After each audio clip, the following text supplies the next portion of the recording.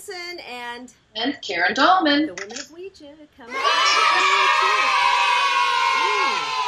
So you guys, we are so happy to be back. We haven't done any videos in a while, and we've got some real good topics for you.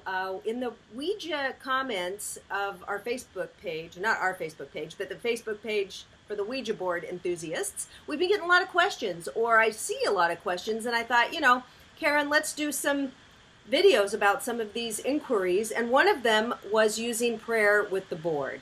So, Karen, tell us what you think about using prayer with the board. Do we need to pray before or after or during, and what's the deal with prayer and the board? Well, you know, I think prayer is always good anytime during your life. Anytime you put a vibration out there that's positive, you're going to be met back with the same kind of positive vibration back. It actually shifts your vibration, but it shifts the way you feel about life. It shifts the way you feel about things you're doing. It can shift, even help somebody else shift.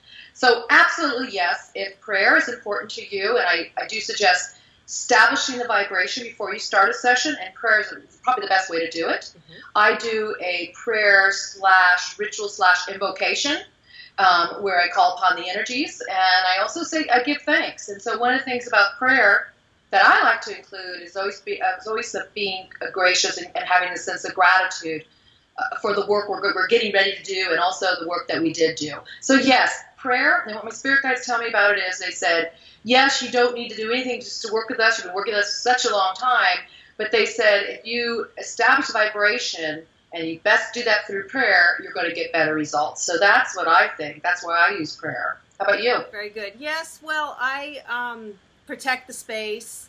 And I don't always. It's so funny because for a while I was really being careful about it. But I can just jump on the board and my angel mirth comes on, you know. So I'm not really nervous about it. But I will always give thanks as well. And, you know, yeah, I think prayer is beautiful. Saying an invocation, always giving thanks. Don't just jump off the board when you're done.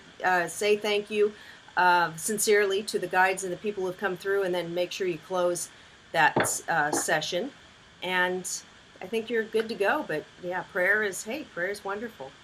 Yeah, and prayer, you know, most people like prayer because they're raised with it, and that's a way for them to bring their religious background into this. I know that sounds weird. There's religion with Ouija, but trust me, it's not weird, because the spiritual experience, when you start speaking with these ethereal beings of light and angels, and even deceased loved ones, and you get these gorgeous messages that make you feel so uplifted, it does feel like a religious experience at times. So if you can bring, again, parts of your life you're already doing, and it makes sense for you, maybe it's a mantra. Yeah. Maybe you just I like having my crystals. You know, that helps me. It helps me focus. This is my new one of my new channeling crystals. Oh, beautiful.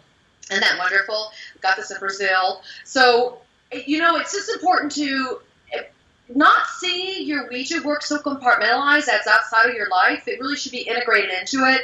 And prayer is a great way to start because, like, as Marla mentioned, you know, she opens and closes the session, so do I. And it gives you a way to open it, and it also gives you a way to close it. Yes. It's just a way, again, to establish the vibration. It's not because we're fear-based or we need protection. Woo!